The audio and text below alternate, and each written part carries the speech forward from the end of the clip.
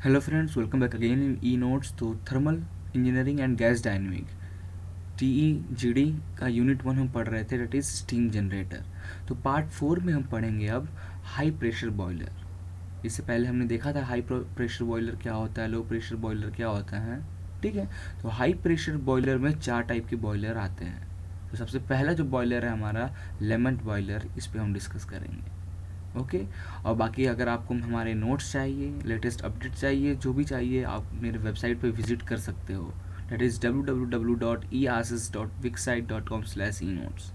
आप वेबसाइट पे विजिट करना, वहाँ पे आपको काफ़ी कुछ यूज़र फ्रेंडली मिलेगा। एक बार ज़रूर विजिट करना और देखना क्या आपके काम का है वहाँ। ओके, तो चलिए शुरू करते हैं। तो हाई प्रेशर बॉयलर में आता है हमारा 4 टाइप का बॉयलर। ठीक है, जो सबसे पहला बॉयलर है वो हमारा है लेमन बॉयलर। तो हाई प्रेशर बॉयलर क्या होता है, अगर मैंने इससे पहले लेक्चर में बताया था, अगर आप फिर भी भूल गए हो तो याद रखना। हाई प्रेशर बॉयलर मीन्स जो प्रेशर है बॉयलर के अंदर का वो 80 बार से ज़्यादा होगा। 80 बार से ज़्यादा है प्रेशर, दिस मीन्स वो कौन सा बॉयलर है, हाई प्रेशर बॉयलर है। तो हम डिस्कस करने जा रहे हैं लामंट बॉयलर। अब लामंट बॉयलर कैसा दिखता है, तो ये फिगर आपके सामने यहाँ पे है। तो ये जो फिगर है ये हमारा है लामंट बॉयलर का। ठीक है, अब ये फिगर थोड़ा कॉम्प्लिकेटेड फर्स्ट टाइम अगर आप देखोगे तो लगेगा, बट ये बहुत इजी है। तो एग्जाम्स में जो क्वेश्चन पूछते हैं बॉयलर पे, तो इसका वर्किंग पूछते हैं और इसके पार्ट्स कौन सा पार्ट क्या काम करते हैं उसके बारे में पूछते हैं। ठीक है, तो यहाँ थ्योरी नेक्स्ट 2 पेज में मैंने वर्किंग भी थ्योरी में लिखा है, और पार्ट्स हर एक पार्ट जो है इसमें 4-5 पार्ट, उसको भी मैंने एक एक लाइन में डिफाइन किया है।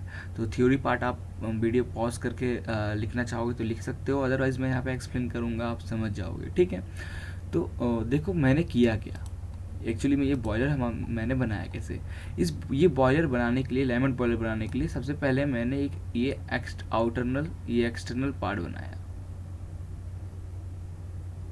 ठीक है, ये हमारा बॉयलर का रहा। ठीक है, ये बनाया। अभी जो मैं बता रहा हूँ सिर्फ उतना ही ध्यान देना। उसके बाद मैंने बनाया रेडियंट सुपर हीटर। ठीक है, कुछ नहीं बनाया। इसके बाद मैंने बनाया ये रेडियंट सुपर हीटर। ठीक है, जैसा आपको दिख रहा है सेम हमने ऐसा बनाया रेडियंट। उसके जस्ट ऊपर, थोड़ी ऊपर पे हमने बनाया कन्वेक्टिव सुपर हीटर। ठीक है, हमने बनाया कन्वेक्टिव सुपर हीटर, जैसा ये दिख रहा है हमारा एक ऐसा इस टाइप का ऐसे में। ठीक है, उसके बाद हमने बनाया इकोनोमाइज़र। ठीक है, पहले आप समझ लें कि हम बनाए कैसे, उसके बाद हम 1 बाय 1 डिस्कस करेंगे। इकोनोमाइज़र मैंने बनाया। इकोनोमाइज़र बनाने के बाद फिर मैंने बनाया इस बॉयलर के अंदर एयर प्री हीटर, जैसे ये दिख रहा है एयर प्री हीटर। ठीक है,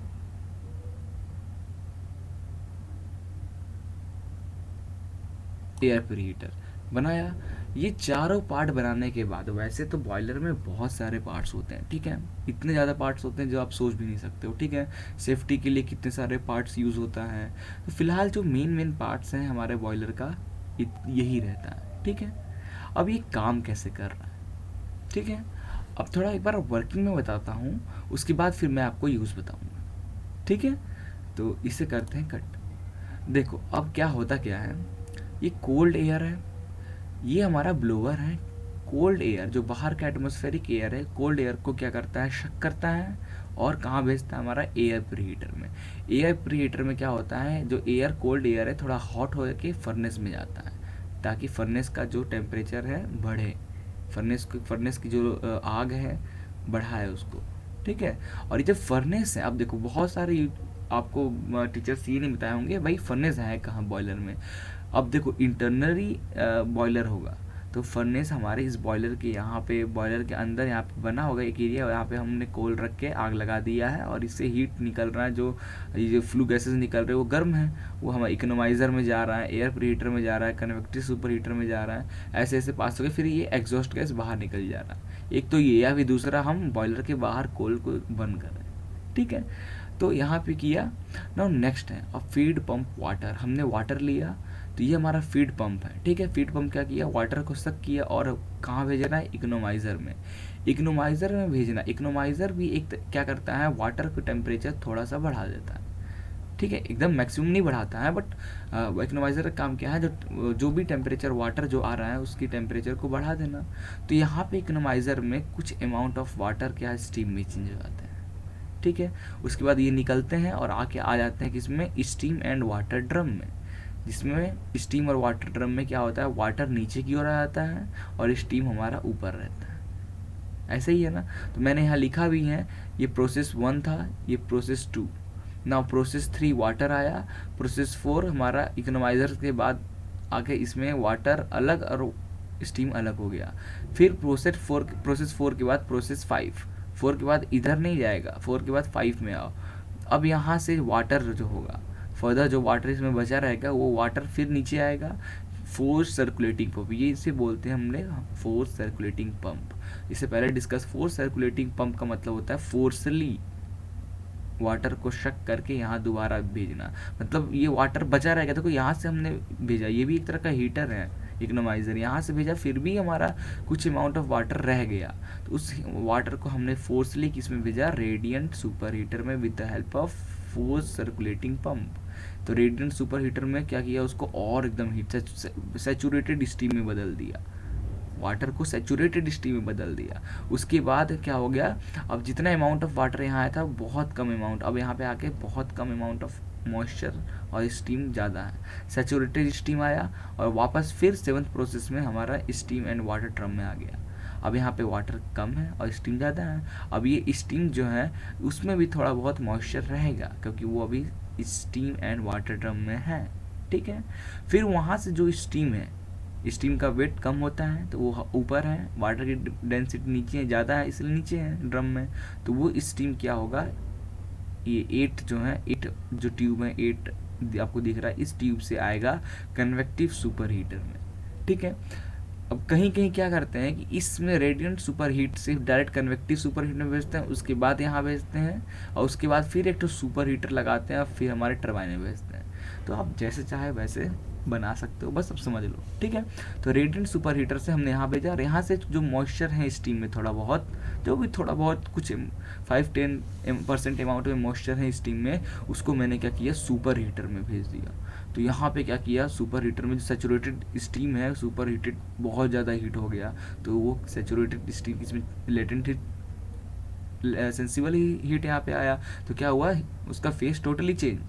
ठीक है, तो टोटल सुपर हीटेड स्टीम में बदल जाएगा। वो सुपर हीटेड स्टीम को हम चाहे तो एक दूसरे बॉयलर में स्टोर कर लें और फिर थोड़ा थोड़ा अमाउंट ऑफ हम उसको भेजें ताकि हमारा टरबाइन घूमे, या फिर डायरेक्ट हम उसे टरबाइन ब्लेड पे स्ट्राइक करा दें, जिससे टरबाइन रोटेट होगा, और टरबाइन रोटेट होगा तो टरबाइन से हमारा क्या कनेक्ट है, डायनमो या जनरेटर, जो कि इलेक्ट्रिसिटी बनाता है।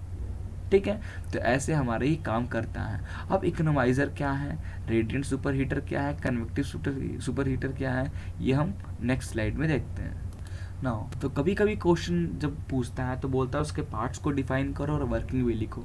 तो फीड पंप, जो हमारा फीड पंप था, ठीक है, ये था जो हमारा फीड पंप, जो वाटर को फीड करेगा, जिसमें इकोनोमाइज़र में क्या है, it supply the feed water into the boiler from hot well. ठीक है, now the economiser, feed pump के बाद कहाँ गया वाटर, इकोनोमाइज़र में। इकोनोमाइज़र क्या है, it increase the temperature of the feed water to some degree, कुछ अमाउंट ऑफ टेम्परेचर उसका इंक्रीज कर दिया। ठीक है, नाउ इसके बाद steam separating drum, steam separating drum economiser से आया, स्टीम सेपरेटिंग ड्रम, स्टीम और water separating drum. The steam separating drum separate the steam from the water, the steam gets collected at the upper portion and the water at the lower portion of the drum। जो steam है वो drum के ऊपर आ जाता है और water नीचे चला जाता है ड्यू टू डेंसिटी ज़्यादा है होने के कारण। ठीक है, नाउ द सर्कुलेटिंग पंप। ठीक है, अब ये सर्कुलेटिंग पंप क्या है, फोर्स सर्कुलेटिंग पंप भी होता है। तो देखो, अब सर्कुलेटिंग पंप जो है ये फोर्स सर्कुलेटिंग पंप है या फिर एक नेचुरली सर्कुलेटिंग पंप होता है।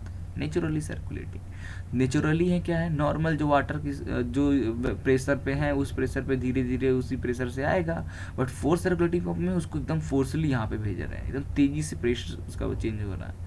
इसके कारण क्या होता है, जल्दी से जल्द सैचुरेटेड स्टीम में हमारा वाटर चेंज हो जाता है। ठीक है, सर्कुलेटिंग पंप क्या है, it is a centrifugal pump driven by the turbine, It circulate the water from the steam separating drum to the small diameter tube of the radiant superheater, convective superheater and back to the steam separating drum.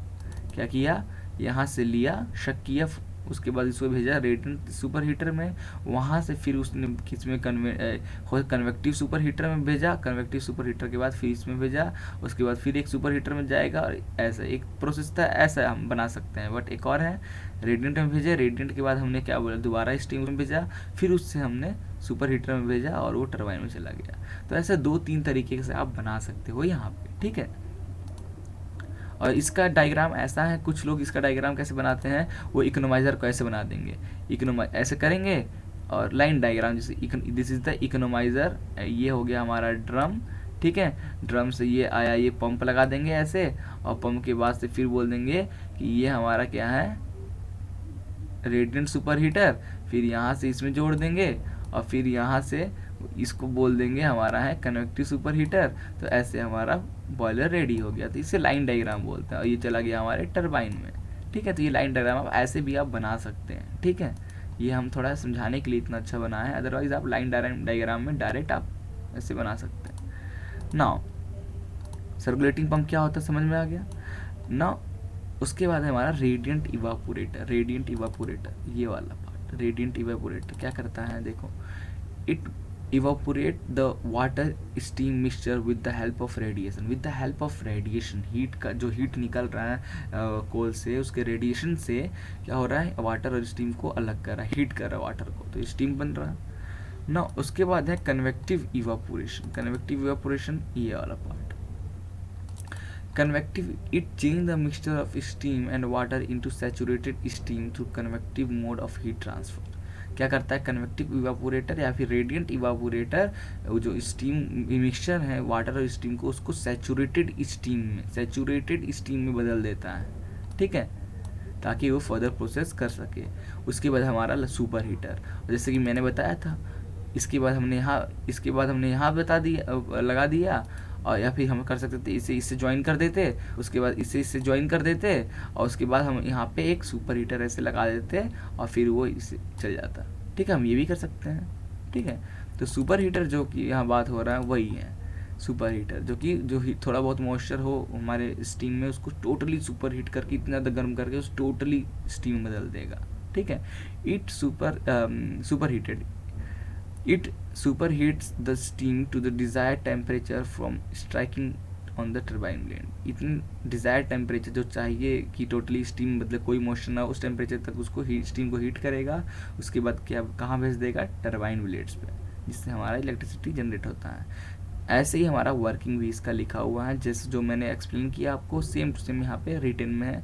अगर आपको notes बनाना हो तो आप बना सकते हो video pause करके, otherwise मेरे वेबसाइट पे आपको नोट्स मिल जाएगा। तो वर्किंग जो मैंने बताया था, तो ये जो बॉयलर है, सबसे पहले मेन बात बताने आपको स्टार्टिंग में बताना चाहिए था एक्चुअली, जो लैमेंट बॉयलर है उसकी कैपेसिटी, प्रेशर, टेम्परेचर कितनी है। हर बॉयलर की एक प्रेशर, एक टेम्परेचर, एक कैपेसिटी होती है वर्किंग, ठीक है। So therefore the working pressure, temperature and capacity of the boiler is 170 bar, 773 kelvin and the 15 ton per hour steam बनाता है, पर घंटे 50 टन स्टीम बनाता है कौन, लैमेंट बॉयलर, ठीक है। तो जब भी आप एग्जाम में लिखोगे तो सबसे पहले आप ये इसकी कैपेसिटी, प्रेशर और टेम्परेचर लिखोगे, उसके बाद वर्किंग चालू कर दोगे। तो वर्किंग देखो मैंने कैसे लिखा है, now air blower gives air to the air preheater and air preheater heat the air and this heated air will send to the furnace for increasing the efficiency of boiler or increasing the combustion process। यहाँ पे ये blower क्या किया, cold air को लिया और इसमें कहाँ भेज दिया, एयर प्रीहीटर में। तो एयर प्रीहीटर ने एयर को हीट किया और उसे भेज दिया फर्नेस में, hot air out used in furnace, ठीक है। तो ये लाइन को हमने लिख दिया इसमें ऐसे। Now the feed pump circulate the water in the economiser of the boiler, the economiser heat the water to some degree, from economiser water enter into steam separating drum. Feed pump है, water को circulate किया और कहाँ भेजा, economiser में। Economiser क्या किया, heat किया उसको, उसके बाद उसे भेज दिया स्टीम वाटर ड्रम सेपरेटर में, जिसमें वाटर और स्टीम अलग अलग हो गए, ठीक है। From steam separating drum, the mixture of steam and the water is forced circulating through the radiant evaporator by the external centrifugal pump In forced circulation, the pressure of circulating of water through the tube is more as compared with the natural circulation. अब क्या किया, यहाँ से force circulating pump क्या किया, उसको फोर्सली कहाँ भेज दिया, रेडिएंट सुपर हीटर में, ठीक है। और जो फोर्स सर्कुलेटिंग पंप होता है वो एज कम्पेयर टू नेचुरली उसका प्रेशर बहुत ज़्यादा होता है, तो रेडिएंट सुपर हीटर में भेजा, ठीक है। तो ये यहाँ पे लिखा हुआ है। Now radiant evaporator heat the water and change it into steam. Radiant जो यहाँ पे आ गया, ये क्या करता है, radiant evaporator heat the water and change it into steam. Okay, now from radiant evaporator, the water steam mixture passes through the convective evaporator or the steam separating drum. Here the temperature of fluid further increases. After that the saturated steam enter into the steam separator drum. यहाँ पे heat होने के बाद वो जो हमारा saturated steam जो है वो हमारा इस वापस एंटर होता है। फिर थोड़ा बहुत जो मॉइस्चर बचा होता है कन्वेक्टिव सुपर हीटर में आके एकदम ख़त्म हो जाता है मॉइस्चर, और सिर्फ बचता है क्या, सुपर हीटेड स्टीम, ठीक है। तो यहाँ पे वही हमने यहाँ पे लिखा है, राइटिंग है। Now from steam separated drum the steam passes through the super heater and finally the super heated steam is either collected और directly strike on the turbine blades.